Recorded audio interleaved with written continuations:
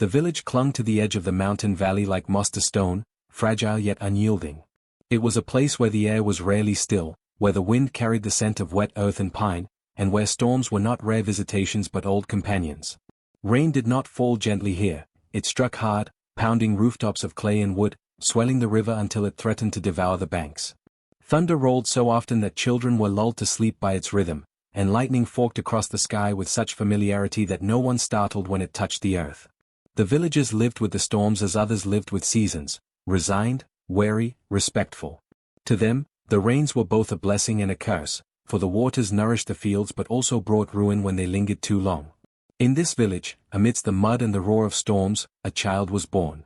Her name was Nera, and though she came into the world as gently as any child, the storm chose to mark her.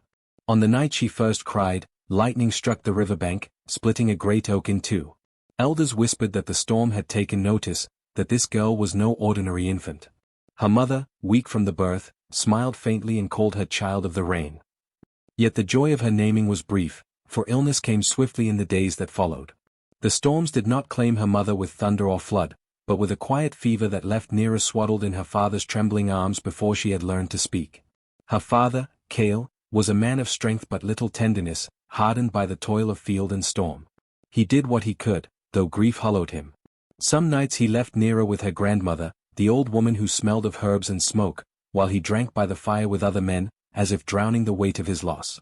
It was her grandmother, Rain, who became Nera's anchor.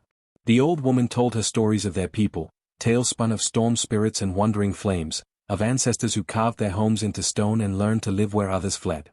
Around the fire she spoke of omens, storms test the chosen, she would whisper, her fingers tracing the rim of her clay cup.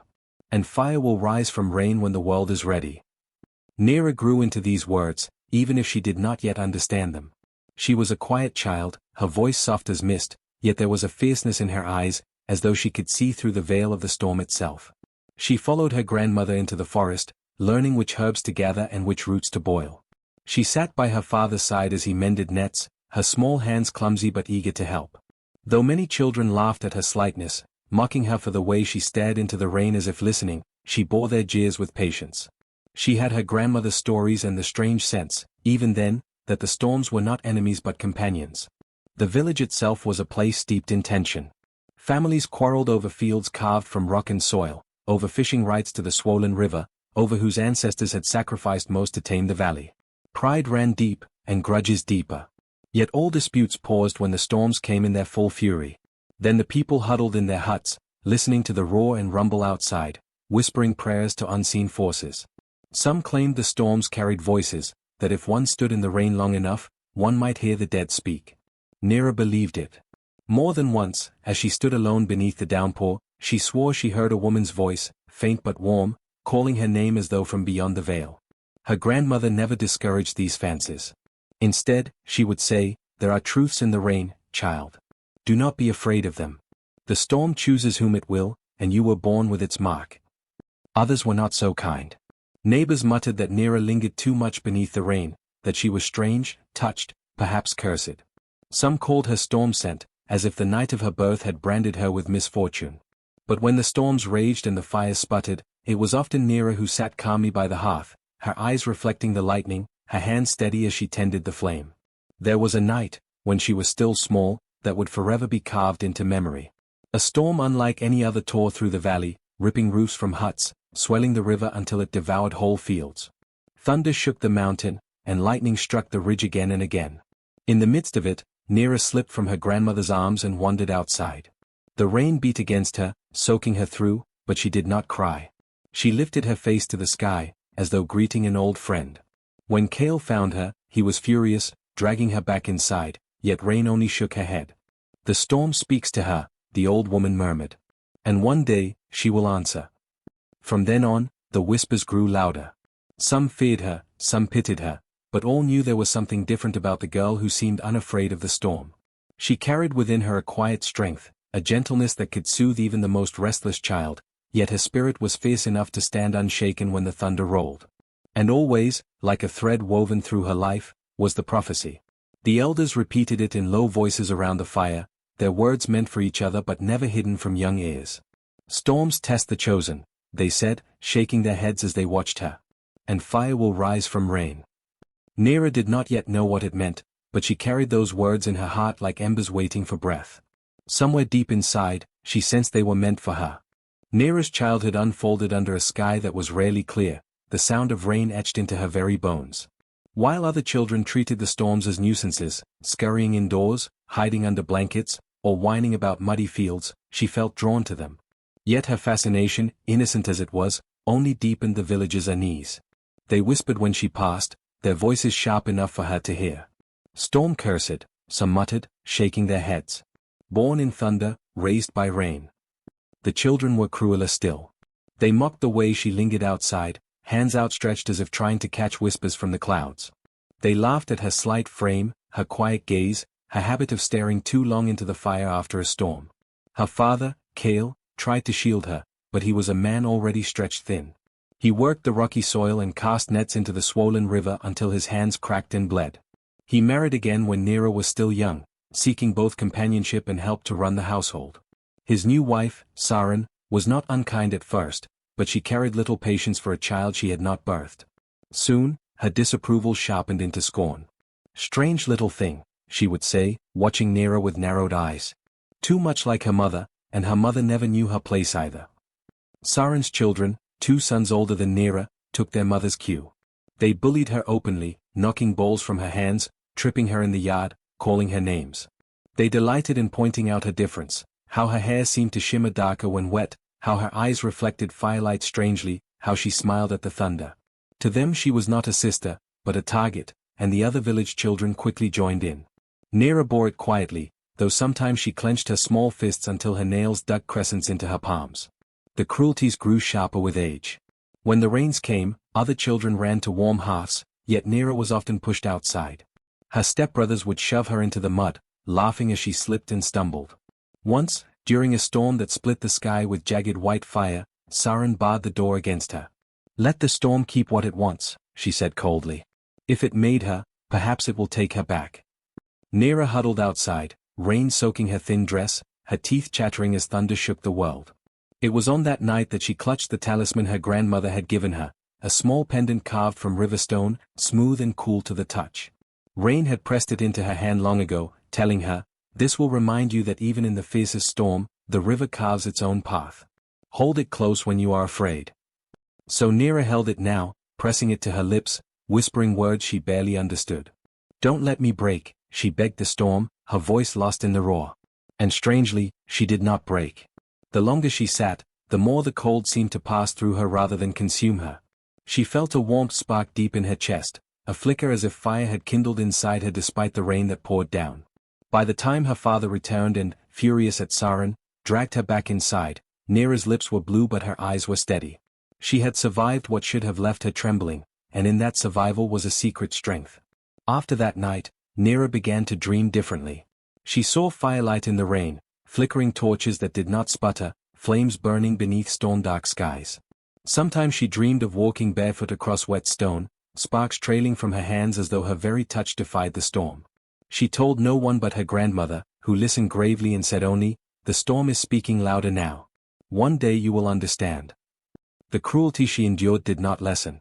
If anything, it deepened as her stepbrothers grew stronger and more reckless. They mocked her dreams, calling her mad. They told other children she was cursed, that her presence alone made the rain fall harder. When animals sickened or crops failed, villagers looked at her sidelong, muttering. But for every insult, every shove into the mud, Nera found herself standing a little taller, enduring a little longer. Her spirit, gentle as it was, grew fierce in quiet ways. She learned how to listen without flinching, how to see hatred and not let it root in her heart. Yet there were moments she faltered. Alone in the dark, she would cry softly into her grandmother's shawl, asking why she was different, why her mother had left her to face this alone. In those moments, rain would rock her gently, whispering stories of flame that rises from water, of light born from darkness. "Do not be ashamed of the storm," she told her. "It chose you. And one day, you will choose how to answer." The years stretched on, and with each passing storm, Nera's bond with the rain deepened. She felt its rhythm, its weight, as though it were woven into her breath. The cruelty of others did not strip her spirit away, instead, it hardened it into something resilient. And beneath it all, in her dreams and in her heart, the firelight grew stronger. She did not yet know what it meant, but she felt it waiting, patient and powerful, for the moment when she would need it most. The quarrels that always simmered in the village finally came to a boil when Nera was nearly grown. Her father's household had long been a point of tension, for though Kale worked tirelessly, his land and tools had once belonged to Nera's mother's family. By tradition, that inheritance would pass to Nera when she came of age. Sarin, her stepmother, hated this unspoken truth.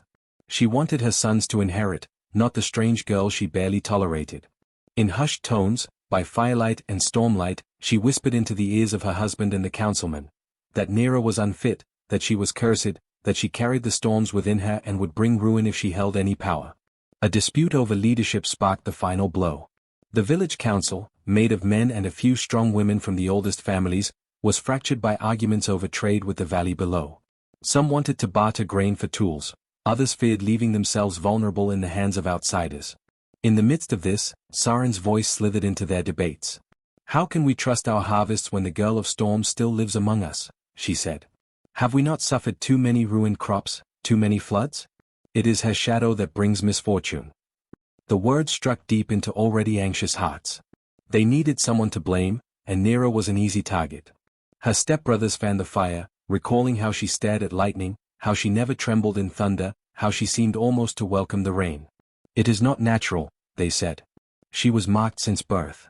If she inherits land, if she marries into power, what will become of us?" Envy mixed with fear until it became poison. When the storm came that night, rolling heavy over the mountains, they seized their chance. Under the guise of tradition, they declared before the villagers that Nera must be tested. "Let the storm decide," Sarin said with false solemnity. "If she is not cursed, let her endure it. If she is, the rain will take her back." Kale, weary and cowed by years of discord, protested weakly, but his voice was drowned in the clamor. His wife's sons dragged Nera by the arms, ignoring her cries. The villagers gathered in the square, some wide-eyed with pity, others smirking with cruel anticipation. The rain lashed down, soaking her hair and clothes until they clung to her like a second skin. Lightning ripped across the sky, illuminating her face, pale but resolute. She called out for her grandmother, but rain was held back, her voice muffled in the crowd. Nera's father tried to push through, yet was restrained by two men who reminded him of the will of the people. They dragged her to the edge of the village, where the mountain path dipped into the wilderness beyond. There, with the wind howling and the storm's roar shaking the earth, they cast her forward into the mud. "Let the storm decide your fate," one of her stepbrothers sneered, his voice nearly drowned by thunder. "If you survive the night, perhaps we will believe you are not cursed. If not, the valley will be free of your shadow." Some villagers watched silently, shame written on their faces but fear locking their tongues. Others cheered, clapping her betrayers on the back, eager to see the storm claim the girl they never understood. Only a handful wept quietly, too afraid to speak in her defense. The rain grew heavier, each drop like a stone against her skin. Her breath came ragged, her chest aching as she stumbled into the darkness beyond the village boundary. The mud clung to her legs, pulling her down, until finally she collapsed, her body trembling with exhaustion. She pressed her forehead to the earth, tears mingling with the rain. For a moment she felt as though she would dissolve into the storm itself, her spirit scattered like water across the valley. But then her fingers found the riverstone pendant at her neck. Cold and smooth, it pulsed faintly, as though alive. She gripped it tightly, her nails biting into her palm. A heat stirred deep within her, faint but real, a spark against the crushing cold. She lifted her head, the rain streaming down her face like tears that were no longer hers. "You cast me out," she whispered hoarsely, though no one could hear above the storm. "But I will not break. I will return. And when I do, the storm will walk with me." Her words were swallowed by thunder, but they burned within her like fire refusing to die. The villagers turned their backs, retreating to the warmth of their homes, leaving her alone in the storm. She lay there for a time, drenched and trembling, the wilderness yawning wide before her. The rain battered her, the wind tore at her, yet the spark inside her refused to go out. Though she collapsed to the mud, her vow remained, glowing in the darkness. The storm had not destroyed her. It had only begun to shape her. The night stretched long as Nera staggered away from the village, deeper into the storm's teeth. The mountain valley seemed intent on swallowing her whole. The river had burst its banks, torrents surging over the paths she had known since childhood. Thunder cracked so loud it rattled her ribs, and the wind shrieked through the trees like a chorus of spirits. She should have been terrified, but something within her began to harden. She had already been stripped of her place, her family, her name among her people. What else could the storm take from her? Each lash of rain felt less like punishment and more like an initiation. Her body shivered uncontrollably, and still she pressed on. Mud sucked at her ankles, branches clawed her arms, yet she moved as though driven by an unseen hand. It was then, in a clearing where lightning struck so close the air smelled of ash, that she saw it, a figure woven from light itself.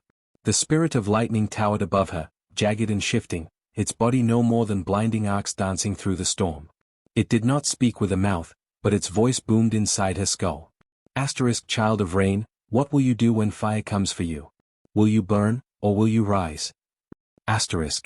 Nera fell to her knees, shielding her eyes from the radiance, but the words burrowed deep into her chest. She had no answer. The spirit loomed, testing her silence, until she forced herself to raise her gaze. I will rise, she whispered, her voice breaking. The spirit crackled, the lightning splitting a nearby tree in two, and then it dissolved into the storm. But in the pit of her stomach, a warmth sparked faintly, as though its fire had been left behind. Weary, she stumbled on until the scent of smoke cut through the damp air. Following it, she found a small hut perched on a rocky ledge, improbably standing against the storm. Inside, an old hermit sat by a stubborn fire, the flames defying the rain that leaked through the roof. His hair was white, his eyes clouded, but his hands tended the fire with reverence. He did not seem surprised to see her, as though he had been waiting. Sit, he said, his voice gravelly, and learn how to keep flame alive when the skies wish it drowned. He handed her a stick, dry though all the world was soaked, and guided her trembling fingers toward the fire. The storm does not hate flame, he murmured. It tests it. Teaches it to cling tighter, burn brighter. Just as it teaches you.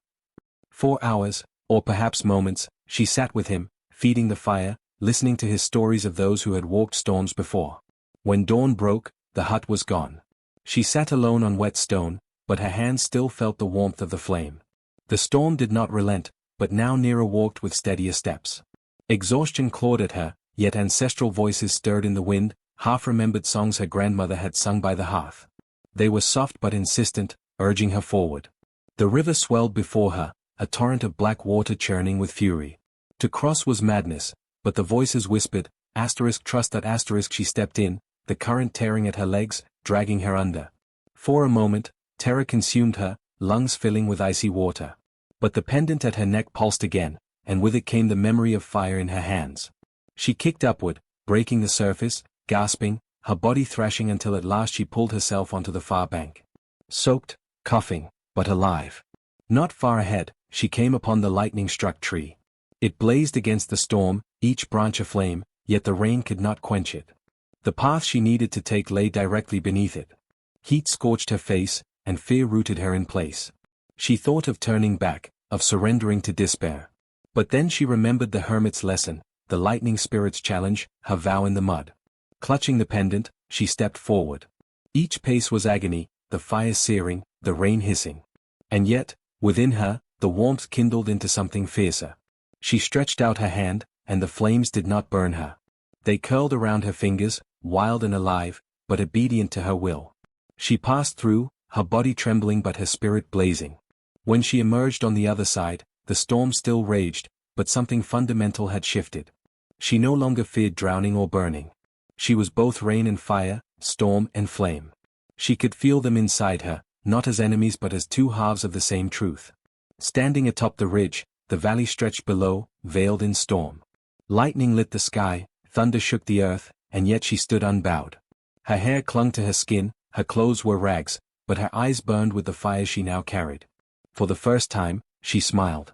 What they had meant as her destruction had become her rebirth.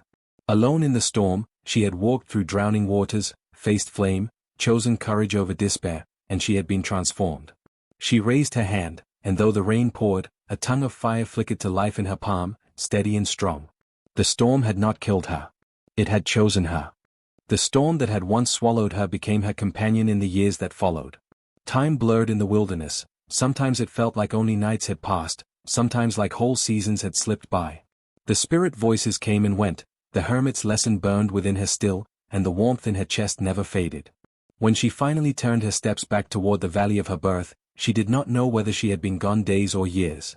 She only knew she was no longer the girl who had been abandoned in the rain. She was something the storm had shaped, and something fire had claimed.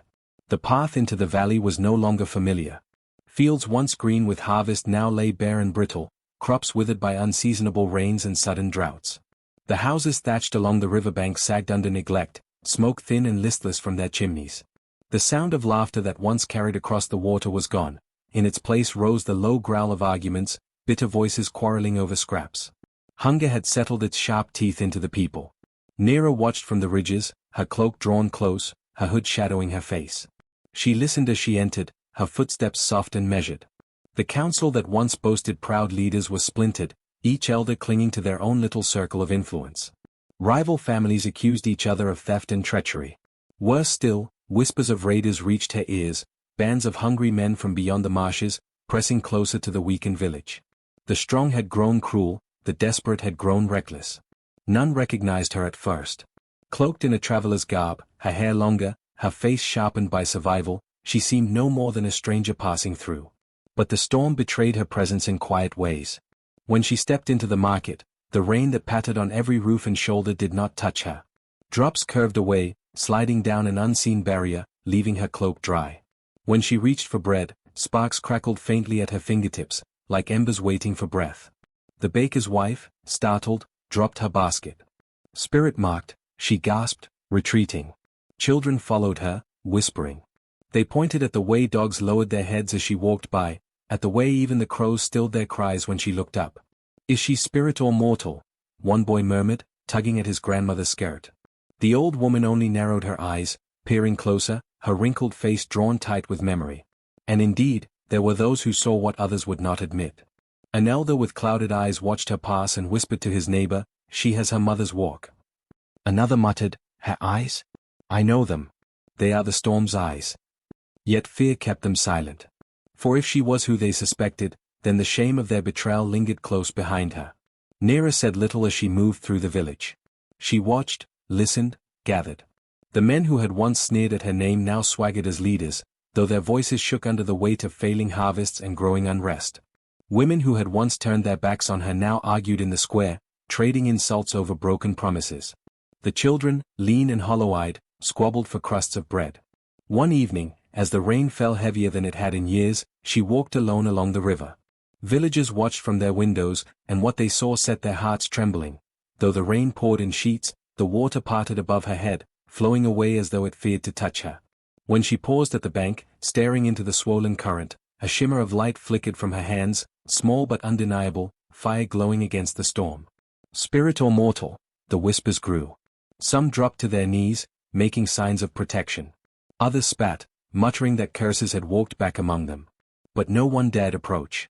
She was an omen returned, whether of salvation or ruin, none could say. Night after night, she lingered in shadows, listening to the fears that gripped her people. She heard how her enemies still ruled, their power brittle but unbroken. She learned of the rivalries they had fed, the suffering they had ignored. She walked the alleys, saw the faces of those too weak to fight, too hungry to hope. And always, the whispers followed her. The stranger who did not soak in rain. The wanderer whose eyes glowed when lightning split the sky. The one who carried warmth in her palms even when the world was drenched.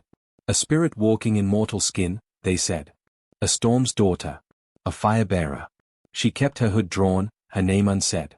But within her, the vow she had made in the mud all those years ago burned brighter than ever. They had left her in the rain, believing the storm would claim her. Instead, she had walked the storm's path, and now she carried its fire back into the valley. She watched the weakened village, the fraying ties of kinship, the rot of greed, and she waited. For the time to unmask was coming. The rains had never stopped, but this time, they did not fall as they once had. They fell harder, heavier, unrelenting, as if the skies themselves had grown impatient with the suffering of the valley. The river, swollen beyond memory, broke its banks in the night. Water thundered down into the fields, dragging stalks of grain, uprooting fences, sweeping animals into the torrent. The people screamed as homes filled with the roar of floodwaters. What little food remained was drowned in moments. Families clung to rooftops, their voices desperate above the endless hiss of the storm. The council panicked. Some called for prayers, others for sacrifices. Quarrels erupted even as the waters climbed higher. Leaders who had once boasted of their strength shouted empty commands, powerless against the fury around them. And amid it all, Nera stood at the edge of the square, cloak dripping, hood drawn low, her eyes fixed on the churning river that tore through the heart of her village. When a child was swept from her mother's arms, carried screaming into the flood, something inside Nera snapped taut. Without hesitation, she strode forward, her steps sure even as the ground trembled under the current. Villagers gasped when they saw her leap into the water, as if she belonged to it. They shouted warnings, curses, prayers, but the flood did not claim her. The water bent away from her, eddying aside as though unwilling to touch her. She reached the child, lifted him in her arms, and walked back through the torrent. Both emerged unharmed, the boy crying but alive. That was the first sign, and it was enough to set the whispers aflame. Spirit. Storm daughter. Cursed. Blessed. None could agree, but all eyes followed her now. She placed the boy into his mother's arms, and as lightning slashed across the sky, she lifted her hood and let them see her face. Gasps rippled through the crowd. Some cried out her name. Others stumbled backward in fear. She had been thinner, smaller, fragile when last they saw her, abandoned in the storm as a cursed girl. Now she stood tall, her features sharpened by hardship, her eyes glowing with the light of fire hidden within. Raindrops hissed against her skin, steaming as they struck. It cannot be, one of the elders whispered. She was gone. The storm took her. The storm tested me, Nera's voice rang clear over the thunder. And I walked its path. You left me to drown in rain, but the storm carried me to fire. I return not as the child you cast aside, but as what the storm made of me. She opened her hands. Sparks leapt to life, dancing across her palms. Gasps turned to cries of terror and awe as those sparks grew into flames, flames that did not gutter in the downpour. The fire burned clean and bright, its light throwing shadows across every trembling face. For the first time, they saw fire that rain could not quench. The crowd pressed back, murmuring. Some knelt, unable to look at her. Others clung to one another, afraid of the omen she had become. Children stared with wide eyes, unafraid, drawn to the warmth that glowed against the storm. Look! Cried the old woman who had once whispered of her mother's likeness. Her voice cut through the noise like a blade. The prophecy. Do you not remember? The elders spoke long ago, when storms consume us, fire shall rise from rain, carried by one the world rejected. She is the one foretold. The council leaders turned pale. They had not wanted the prophecy remembered, for it named the one they had abandoned. The ones who had betrayed her shifted uncomfortably, their voices cracking as they tried to reassert control. She is no savior, one spat, though fear trembled beneath his words. She is witch-born, cursed by the storm. Do not be fooled. Nera stepped forward, her fire casting their faces in cruel relief. Witch-born? She asked, her voice calm, low, dangerous. You speak of curses, but who brought this ruin upon us? Who quarreled for power while the fields withered? Who turned neighbor against neighbor, while children starved? Was it I, who you left to die, or was it you, who fed upon fear? Her words struck like thunder. The villagers turned, eyes narrowing at those who had ruled them. Old grievances resurfaced in murmurs, unpaid debts, stolen harvests, favoritism, cruelty. The fire in her hands illuminated what had been hidden too long. One of her betrayers tried to speak again, but Nera lifted the talisman at her throat, the pendant that had warmed against her heart since the night of her exile. It glowed now, lit from within by the same flame that burned in her palms. This was my mother's, she said, holding it high. And her mother's before her. It was given by the spirits themselves, blessed to pass only to the one who would walk the storm's path. You tried to strip me of it. You tried to strip me of everything. But still it burns. Still it marks me. At her words, lightning tore across the sky, but instead of striking the ground, it curved, spiraling down to meet the flame in her hands. The people fell to their knees, shielding their eyes. The fire flared, brighter than day, yet gentle in its warmth. In that blaze, some swore they saw figures, spirits of their ancestors, faces long gone but remembered in story. They stood with Nera, silent but unyielding, their presence a witness that none could deny. Children began to cry out, "She is chosen. She is ours." Others took up the cry, until the square echoed with voices, no longer uncertain, no longer afraid. Her betrayers, desperate, made one last attempt to turn the tide. "She will destroy us all," shouted the man who had dragged her into the storm years ago. His voice was hoarse, wild. She is a fire that will consume us, not save us. Nera turned her gaze upon him, and he faltered under the weight of it. Perhaps you are right, she said softly. But the fire I carry is not born of hatred. It is born of truth. It reveals, it purges, it heals. If you fear it, it is because you fear what you have done. The spirits stirred again, their forms faint in the glow, and one voice whispered clearly enough for all to hear. The storm chose her. The fire answers to her. Doubt her, and you doubt the will of the ancestors. Silence followed, broken only by the endless rain. One by one, villagers turned their backs on her betrayers. No longer did they cling to their hollow authority. The balance had shifted. The fire had spoken. Nera lowered her hands, but the flames remained, steady and unwavering. She looked over the faces of her people, the fearful, the hopeful, the guilty, the innocent, and she felt the weight of her vow. She had returned not only to confront those who had wronged her but to bring her people back from the brink. She was fire in the rain, proof that even what was abandoned could rise again. Yet her eyes lingered on those who had betrayed her, the ones who had left her in the mud and storm to die. Their faces were pale, their power broken, but their hearts still clung to lies. She could see it in the way they shifted, in the bitterness that still coiled within them. And she knew the reckoning was not yet complete. The villagers waited, breathless, for what she would do next. Would the fire she carried be their salvation, or their judgment? The storm roared above, as if it too leaned in to hear her answer.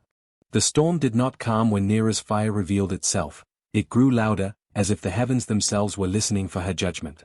Lightning forked above the council hall, thunder shaking the earth beneath their feet. The villagers huddled together in the square, wet and trembling, eyes darting between the betrayers who had ruled them through fear and the girl they had cast into the storm. The men and women who had left her to die stood apart now, pale as ashes, their voices cracking as they tried to cling to their fading power. One, the loudest of her accusers, stepped forward with trembling hands. "This is a trick," he shouted, though his eyes darted to the flames that hissed against the rain without faltering. "Spirits deceive. Do not follow her, she will bring ruin." Nera said nothing. She only lifted her gaze, steady as fire, and the man faltered. The storm seemed to lean closer, waiting. Then, before all gathered, a streak of lightning tore from the sky and struck the ground at his feet. The crack split stone, throwing him backward. He scrambled to rise, but his eyes rolled white, and he stumbled into babbling madness, clawing at the air as if unseen hands dragged him away. The people gasped. Some whispered that the storm had claimed him, punishing his lies. Another betrayer, a woman who had fed rumors that Nera was cursed, fell to her knees. She clutched her face, sobbing. "Spare me," she cried, voice hoarse with terror. I believed what they told me. I thought you were cursed, I thought." Her words dissolved into choking tears. The firelight revealed the truth on her face, years of cruelty, the rot of envy, the cracks of a heart hardened by ambition. "You believed what you wanted," Nera said softly, the flame in her hand flickering higher. "And you fed your fear to others. You turned neighbor against neighbor. Tell me, was that the storm's doing? Or yours?" The woman's sobs grew louder, her body shaking. She pressed her forehead to the ground, begging for mercy. The villagers stared, torn between pity and disgust, as the rain plastered her hair to her skin. Others among her betrayers tried to flee, but the storm penned them in. Trees cracked and fell across paths, rivers swelled to block escape. Wherever they turned, the flood or fire awaited them. It was as if the valley itself had risen to pass judgment, closing every door but the one that led back to the square, back to Nera's flame. And the people, those who had once turned away from her, those who had let her suffer, now begged in chorus. "Spare us, Nera. Forgive us." They fell to their knees, voices breaking, hands lifted toward her. "Do not let the fire burn us. Do not let the storm drown us." Mothers clutched their children, fathers pressed their faces into the mud. The square rang with weeping, desperate and raw. Nera looked upon them, and the fire in her hands glowed brighter, casting their tears into sharp relief. Her heart ached with the weight of it. These were the same voices that had once cheered her humiliation, that had stood silent when she was left in the rain. And yet, they were also the voices of children too young to understand, of elders too weak to resist, of neighbors who had followed out of fear rather than malice. The fire within her pulsed, demanding choice, judgment or mercy. She turned her gaze to the council, to those who had led the betrayal. Some lay trembling, broken, their power stripped. Some raved in madness. Others cowered in silence, waiting for her verdict. Once, Nera said, her voice carrying even over thunder, "You called me cursed. You left me to the storm. You thought rain would drown me. But the storm gave me fire. Now you fear what I have become, but it is not fire that destroys. It is the lies you fed, the greed you chose, the cruelty you sowed." Her words seared the air. The villagers bowed lower, the betrayers quaked. Nera lifted her hands, the flames surging until they towered high above her, licking at the sky. The rain hissed against them, but they did not die. Instead, the fire spread, racing across the square, winding through the village. Roofs caught, not with smoke and destruction, but with golden light that burned without consuming. The fire was not there to destroy wood or stone, it burned hearts, revealing them bare. Each villager felt the fire within themselves, the weight of their guilt, the truth of their choices. Some wept harder, overcome by shame. Others lifted their faces, the warmth filling them with a strange relief, as if confession itself had cleansed them. But for the betrayers, the fire was not gentle. It clung to them, hissing at their skin, chasing them until they screamed. One by one, they were driven from the square, exiled by flame and storm alike. Some fled into the forest, never to return. Others collapsed in madness, their minds broken by the storm's wrath. The people watched, silent, as their leaders fell, not by Nera's hand, but by the judgment of fire and sky. When the last betrayer was gone, the storm began to ease. Rain softened to a mist. The river receded, no longer swelling to consume. The fire dimmed, returning to Nera's hands, where it curled like a tame beast, waiting. She stood in the square, her face solemn, her eyes steady. The villagers remained kneeling, their voices hushed. They begged again for her mercy, but this time, Nera raised her hand for silence. "I did not return for vengeance," she said. "I returned because truth cannot stay buried. You left me in the rain, but I rose with fire. I cannot undo what was done. I cannot erase the storm. But I will not let lies rule you again. Choose what you will build from this night. Choose whether the fire becomes your light, or your warning." Her voice lingered in the air long after she lowered her hand.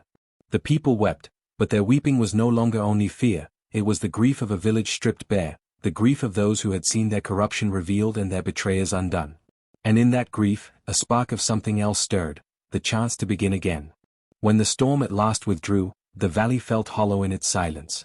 The earth steamed where fire had kissed it, the river lapped gently at its banks as though ashamed of its earlier fury, and the people remained bowed in the square, their breaths shallow, their eyes heavy with shame. Nera stood at the center, the flame still alive in her palms, though calmer now, a steady glow instead of a raging blaze. It illuminated her face in the thinning rain, and in that light the villagers looked upon her not as a girl they had abandoned, nor as a stranger returned cloaked in mystery, but as something both more and less than mortal, a mirror of their sins and their hope. She could have spoken words to claim them then. She could have declared herself their leader, guardian, or chosen vessel of the storm. The fire within her would have made obedience certain. But as she looked at the people, hungry children clutching their mother's skirts, men hollowed by loss and regret, women with eyes shadowed by grief, she felt no triumph. What burned in her was not the hunger for power, but the weight of responsibility. Fire was no crown. It was a burden, a truth too heavy for one heart to carry alone. "I will not be your leader," she said at last, her voice quiet but carrying through the square. "I am not here to take what you abandoned, nor to sit where liars Saturday. The storm gave me fire to show you your truth. Now you must choose how to live with it." Some wept harder at her words, others looked bewildered. A few elders raised their heads, eyes glistening, and nodded as if in agreement. They understood, at least in part. Nera had not returned to replace their corruption with her own rule. She had returned to tear away the rot, to give them the chance to rebuild with honesty. The following days passed like a fever breaking. The flood receded, and the people worked together to clear the debris. Roofs were mended, fields replanted, food shared with less suspicion. Where once voices rose in quarrel, now they rose in labor and song. The fear of the storm lingered, but it became a reminder rather than a curse. Nera's presence lingered too, a figure both near and distant, moving among them in silence, offering help without command. Some said her hands could coax flames even in drenched wood, that she kept fires alive for the children to warm themselves. Others swore she healed a fevered elder simply by touching his brow. But she did not stay long. When the first new shoots of grain sprouted in the valley and the people had begun to stand without leaning on her strength, Nera wrapped her cloak around her shoulders and walked to the riverbank. The villagers gathered there, sensing her farewell. Some begged her to remain. Others simply bowed their heads, unwilling to lose her again. But she only lifted her flame and held it high. "You will remember me not in my face, nor in my voice," she said, "but in the fire you kindle against the storm. Do not forget that the flame is yours as much as mine. Do not let fear make you cruel again. Do not leave another child in the rain." Then she stepped into the mist that clung to the valley, and the fire in her hand burned brighter until the rain swallowed her form. Some claimed she vanished like smoke into the clouds. Others said she walked into the wilderness, carrying her light where it was most needed. None could follow, and none dared. The village rebuilt itself slowly, scarred but wiser. They spoke often of her return, not to excuse their cruelty, but to remind themselves of what it had cost. Parents warned children of the danger of envy, elders told of how storms test the heart, and the council never again allowed one voice to silence all others. They kept her story alive as both caution and comfort, the tale of the girl they had cast into the storm, who returned with fire in her hands. And so the folktale spread beyond the valley. Travelers carried it to distant villages, minstrels wove it into song, and children in other lands whispered it by their hearths when thunder cracked outside. They told of the girl who had been abandoned, of the storm that sought to claim her, and of the fire that rose from rain. They called her nearer the flame-bearer, the storm's daughter, the fire in rain. Her name was spoken with awe, with regret, with hope. Generations later, when storms howled over the mountains, mothers still gathered their children close and whispered the moral her life had taught. Cruelty breeds ruin, betrayal summons storms, but resilience turns suffering into strength. And when the fire in the hearth sputtered in the rain, children would laugh and say it was nearer passing by, still carrying the flame that rain could never quench. So the girl they left in the rain became the legend of fire, remembered not for vengeance, but for the truth she carried, that even in the darkest storms, a single flame, born of suffering and courage, can light the path for all who remain.